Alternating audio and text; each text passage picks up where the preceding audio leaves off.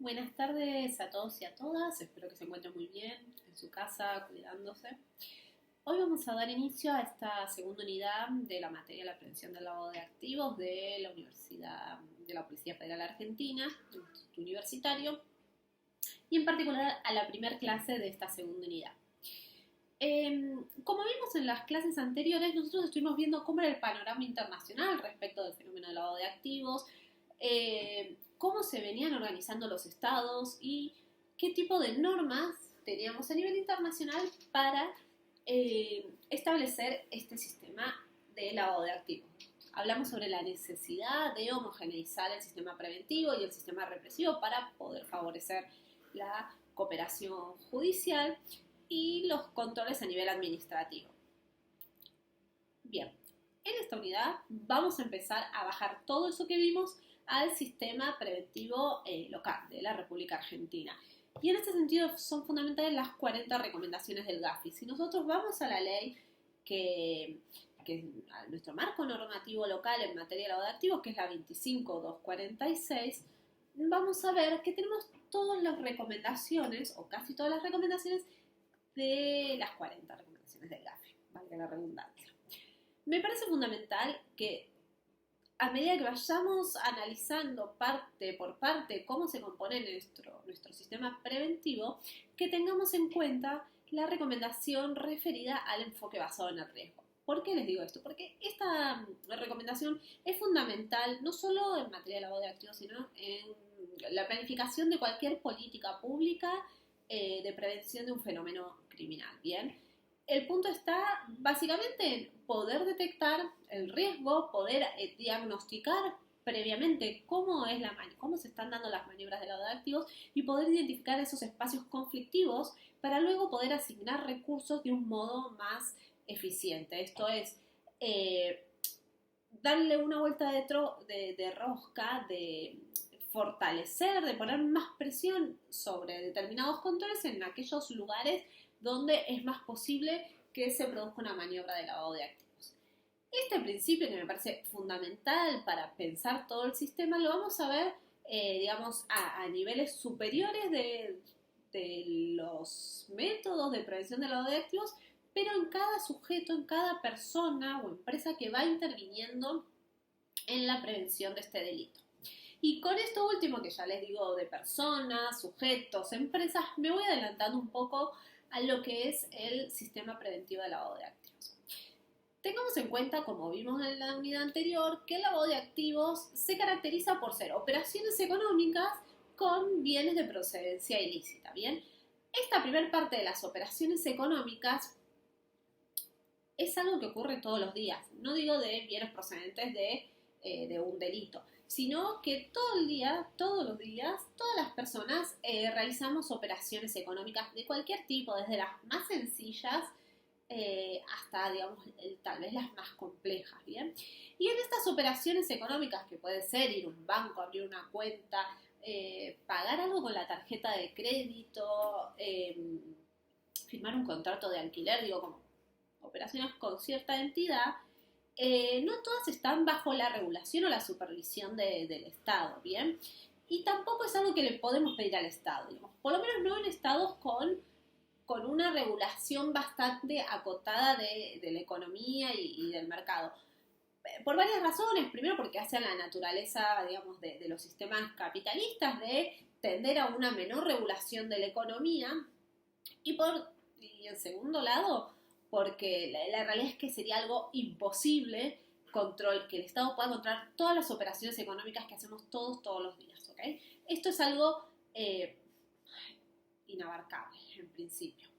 Pero lo que sí podemos es contar con la ayuda de terceros que no necesariamente son el Estado, si bien pueden ser organismos del Estado, sino que también pueden ser privados, tanto empresas como personas físicas, sujetos particulares, que intervienen en operaciones económicas, no en carácter propio, sino porque son las personas que pueden intervenir como un contador, como un escribano, como un banco, como una concesionaria.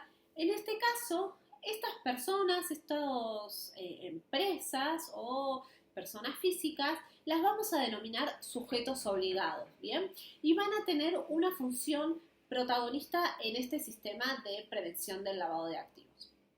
Voy a intentar subir en este video el cuadrito con estos distintos estamentos. ¿De dónde surgen los sujetos obligados? Bien, ya las 40 recomendaciones nos hablan sobre la importancia de incorporarlos a esta planificación de un mecanismo preventivo, efectivo y eficaz de lavado de activos, pero básicamente va a tener que estar en la 25246, la ley de lavado de activos, porque los sujetos obligados van a tener muchísimas responsabilidades y muy importantes, ¿bien? En primer lugar, cuando elegimos quiénes son sujetos obligados, nuevamente nos aparece esto que yo le decía, el enfoque basado en el riesgo, es pensar aquellas operaciones económicas que se pueden utilizar, que son más proclives para lavar dinero, y de modo tal que esas personas que intervienen en esas operaciones económicas las incluyamos dentro del catálogo de sujetos obligados. Y como nuevamente insisto, como tienen tantos deberes, tantas obligaciones que cumplir, es que van a estar incorporados en la ley y no en una resolución. Y cada vez que se modifica la ley 25246, que tuvo múltiples reformas, se incorporan nuevos sujetos obligados, que tiene que ver con esto, insisto nuevamente, el enfoque basado en el riesgo, de estar diagnosticando constantemente de cómo se van dando las operaciones de lavado. Y no solo a nivel de Argentina, sino a nivel regional y a nivel mundial. Por eso es tan importante el trabajo que hace el Gafi, de poder sondear y elaborar tipologías de maniobras de lavado de activos. Ahora bien, vamos al artículo 20 de la ley de lavado de activos, de la 25246. El artículo 20 hace un listado taxativo sobre quiénes van a ser sujetos obligados. Son solo esos, no pueden ser otros, por eso es taxativo, ¿bien? No les voy a leer todos porque son una gran cantidad, pero por ejemplo les menciono las empresas aseguradoras, las personas físicas o jurídicas dedicadas a la compra, venta de obras de arte, antigüedad u otros bienes suntuarios, inversión filatélica o numismática, o a la exportación, importación, elaboración e industrialización de joyas o bienes con metales o piedras preciosas, los agentes intermediarios en los mercados de futuros y opciones, cualquiera sea su objeto, las entidades financieras sujetas al régimen de la ley 21526, las entidades sujetas a la ley 18924 y modificatorias, y las personas jurídicas o físicas autorizadas por el Banco Central para operar en la compra-venta de divisas bajo la forma de dinero, cheques extendidos en divisas o mediante el uso de tarjetas de crédito o de pago, los agentes y sociedades de bolsa, los profesionales matriculados cuyas actividades están reguladas por los consejos profesionales de ciencias económicas, estos son los contadores, los escribanos públicos, los despachantes de aduanas, las empresas prestatarias o concesionarias de servicios postales que realicen operaciones de giros o divisas,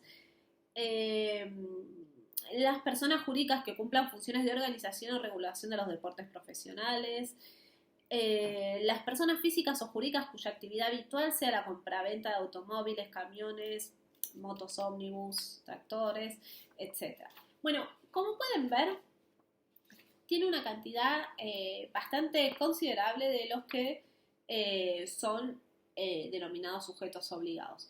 Todas estas personas, como vieron, yo mencioné claramente personas jurídicas, como puede ser una entidad financiera, una casa de cambio, pero también personas físicas como una escribana, lo mismo que un contador.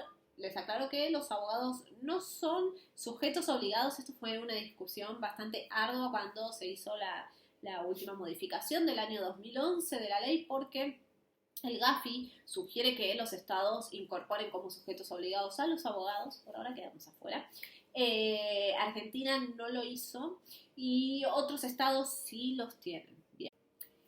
De todo este listado, que no lo leí completo, ¿por qué se seleccionan estos sujetos obligados? Bueno, estas personas físicas o jurídicas van a tener que tomar una serie de recaudos y controles respecto de las operaciones que realicen con sus clientes. Los sujetos obligados, como van a ver en el cuadro, van a controlar a sus clientes. Bueno, ¿y qué son los clientes? Les voy a leer la definición de la CICAD Es un organismo dependiente de la Organización de Estados Americanos que define al cliente a todas las personas humanas o jurídicas con las que se establece de manera ocasional o permanente, esto es una vez o a lo largo del tiempo, una relación contractual de carácter financiero, económico o comercial. En este sentido, es cliente el que desarrolla una vez ocasionalmente o de manera habitual operaciones con los sujetos obligados. O sea, vamos a un ejemplo. Nosotros cuando abrimos una cuenta en el banco somos clientes de ese banco. El banco, que es un sujeto obligado conforme al artículo 20 de la ley 25.246, va a hacer una supervisión respecto de mí como cliente. ¿Para qué? Para poder detectar si yo en algún momento estoy haciendo alguna operación de lavado de activos. En este sentido, y vuelvo al enfoque basado en el riesgo, el GAFI, si ustedes recuerdan, pueden ir y si no se pueden ir a fijar, en la recomendación número 12 nos habla de algunos clientes de especial caracterización. ¿Qué es esto? Lo que nos dice el GAFI es, está bien, los sujetos obligados van a controlar este universo, digamos, todos los clientes con los que interactúen, pero va a haber un universo de clientes que vamos a tener que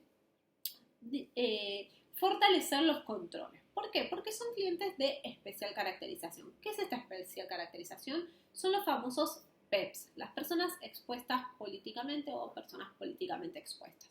¿Quiénes son? Bueno, son básicamente aquellas personas que ejercen la función pública o un familiar o un allegado y que dentro de ese ejercicio de la función pública tienen el acceso a la administración de bienes públicos, de la hacienda pública. ¿Qué quiere decir esto?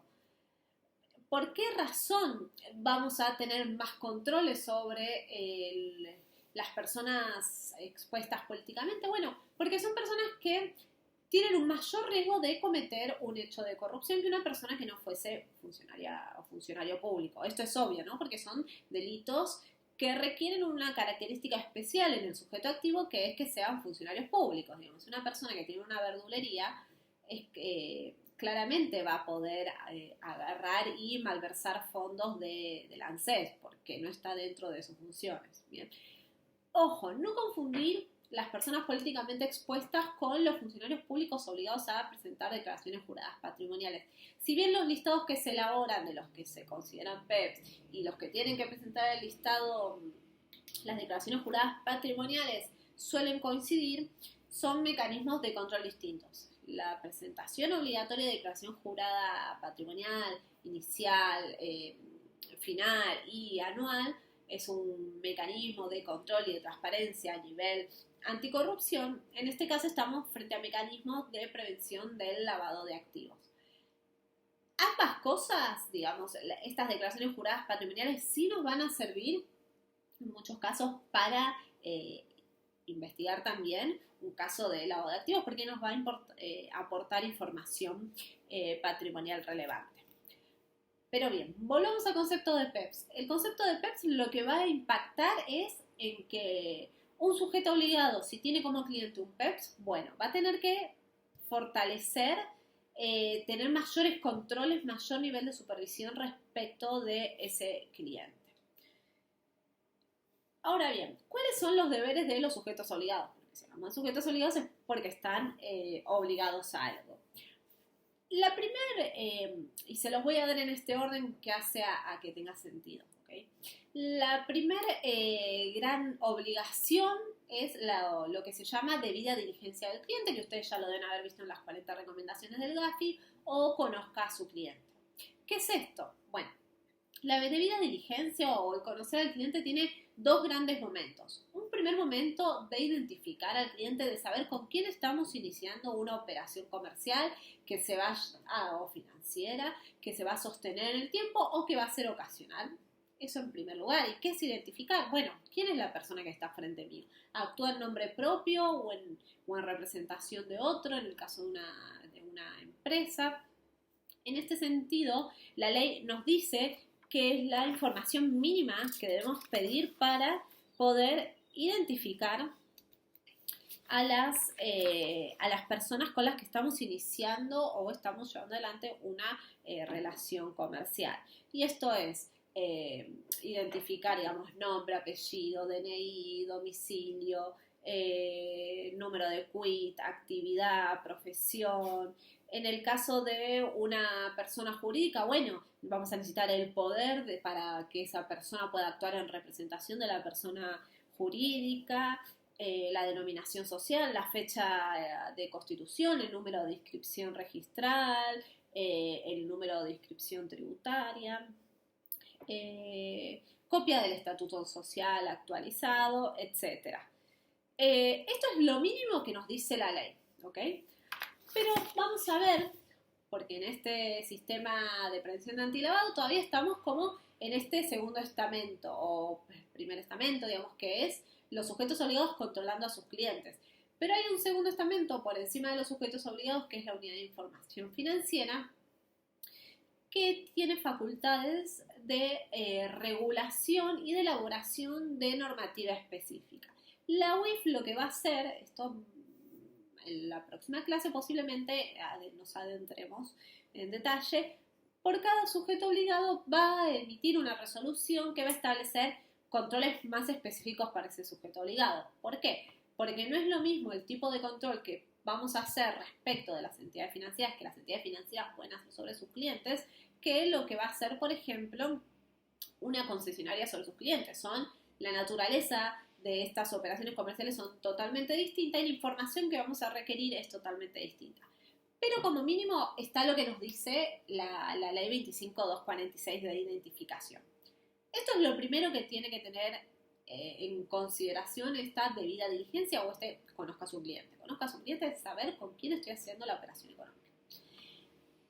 Un segundo grupo de información que van a tener que elaborar los sujetos obligados es lo que vamos a denominar perfil patrimonial o perfil financiero. ¿Qué es esto? Es poder establecer cuál es la capacidad financiera o económica que tiene ese sujeto obligado. ¿Para qué? Para poder ver si esa operación económica que hizo de un modo eventual o permanente se condice con su perfil económico. Bien, entonces, si lo pensamos en un ejemplo de un banco, una persona tiene como cliente un jubilado que cobra la jubilación mínima, pero que además tiene un ingreso de una renta, de un alquiler de un departamento, el banco puede establecer el perfil patrimonial, puede saber cuánto es el dinero que le ingresa a esta persona mensualmente, ¿ok?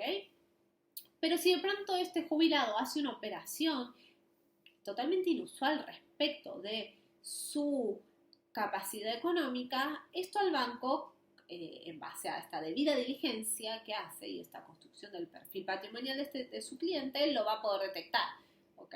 Si este sujeto obligado, si este jubilado, todos los meses tiene ingresos por 50.000 pesos, pero de pronto un mes tiene un ingreso por 200.000 pesos y no tiene ningún tipo de justificación a qué obedecen esos 200.000 pesos, si vendió, no sé, un auto, si recibió una donación de dinero de un hijo, si esa operación no tiene ninguna justificación, digamos, este es un control que va a hacer el sujeto obligado, en este caso la entidad financiera, en ese caso esta operación se vuelve inusual, es, digamos, rara respecto del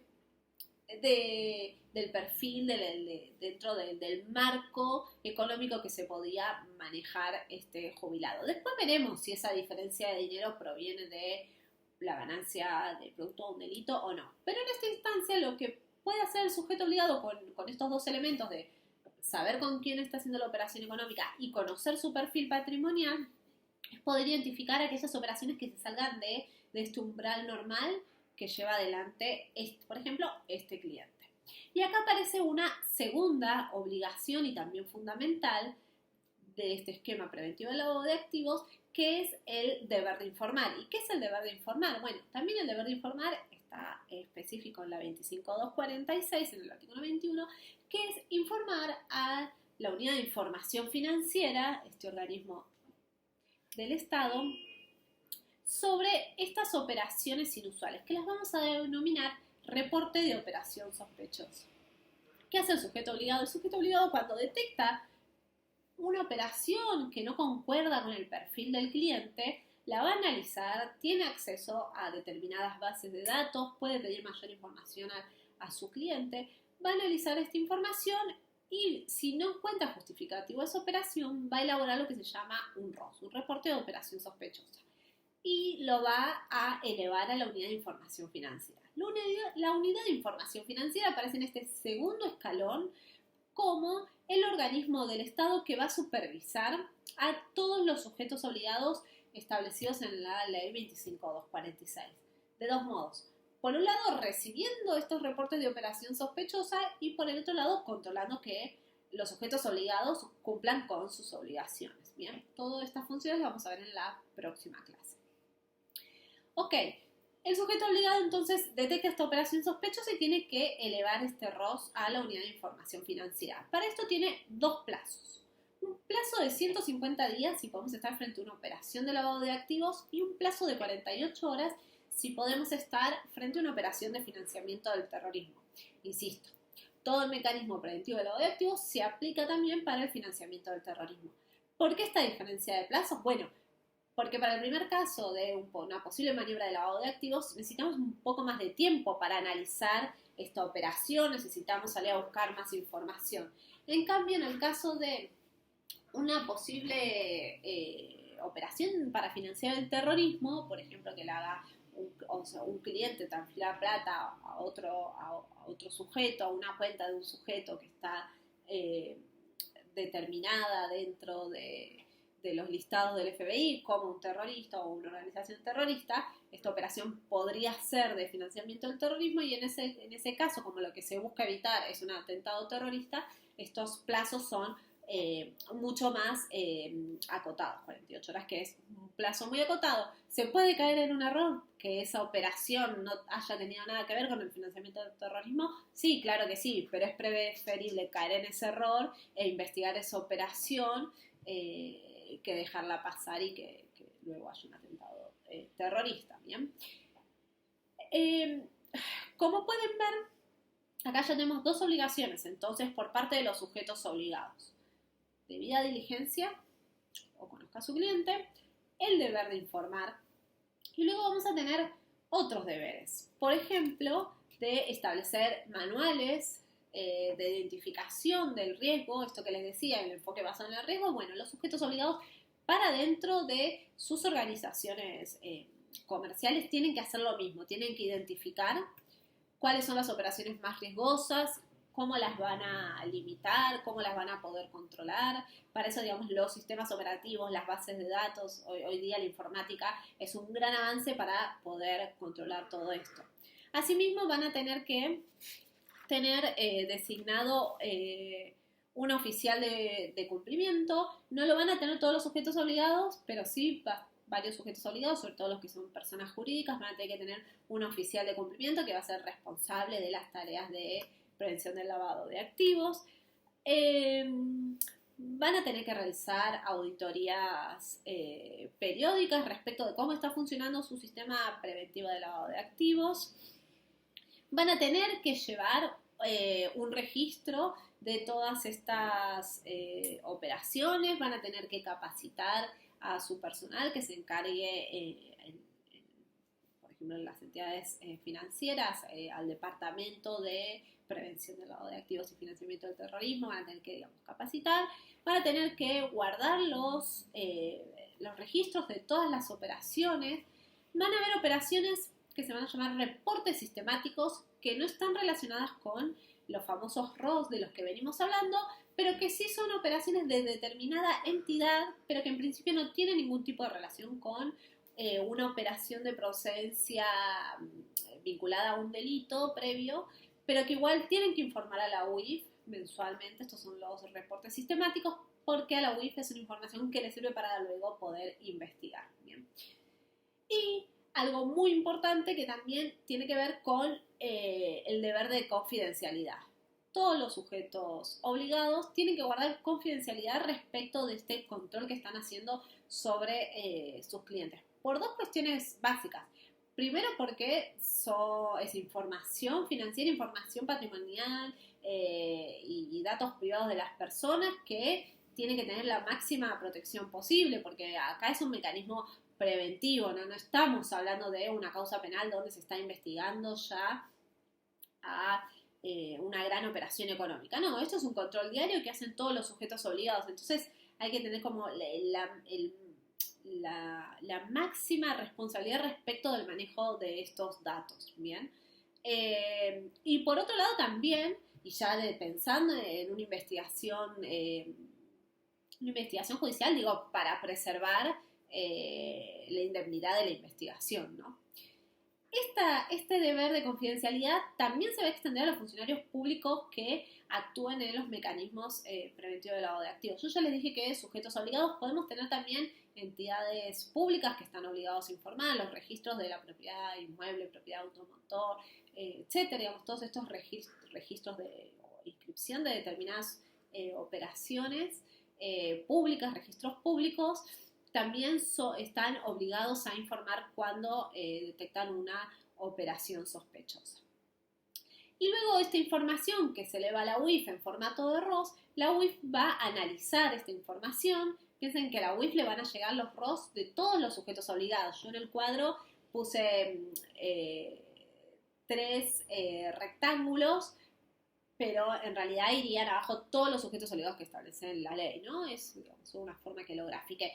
Todos los sujetos obligados le van a reportar a la UIF y la UIF va a cruzar esa información más otras bases de datos que tienen, a las que acceden por su propia tarea de investigación financiera, para determinar si esa operación, si ese reporte de operación sospechosa es inusual, digamos, está por fuera de la capacidad que puede llevar adelante un cliente y si puede estar vinculada con un delito precedente. Y si llega a estas conclusiones, la UIF va a elevar este informe a la PROCELAC. La PROCELAC es la Procuraduría de Persecución del Lavado de Activos que funciona dentro del Ministerio Público Fiscal de la Nación.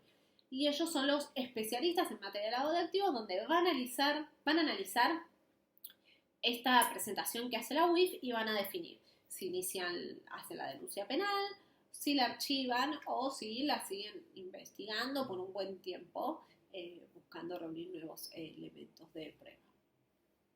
De modo que, de esta forma muy simplificada, a grandes rasgos es el esquema preventivo de lavado de activos, donde se conjuga la participación del Estado a través de la Unidad de Información Financiera. En este caso también van a actuar obviamente otros organismos, la AFIP, la Comisión Nacional de Valores, el Banco Central de la República Argentina, porque también tienen tareas de supervisión dentro de su ámbito regulatorio, pero que también van a colaborar al trabajo de la Unidad de Información Financiera, que lo vamos a ver en la segunda clase de esta unidad. Pero así también la particularidad de que aparecen sujetos privados, aparecen empresas, aparecen no sé, los casinos, bancos, casas de cambio, galerías de arte, escribanos, contadores, digamos, sujetos privados que de pronto van a empezar a participar de algún modo en este mecanismo preventivo de lavado de activos. Los espero entonces en la segunda clase de esta unidad y nos vemos pronto.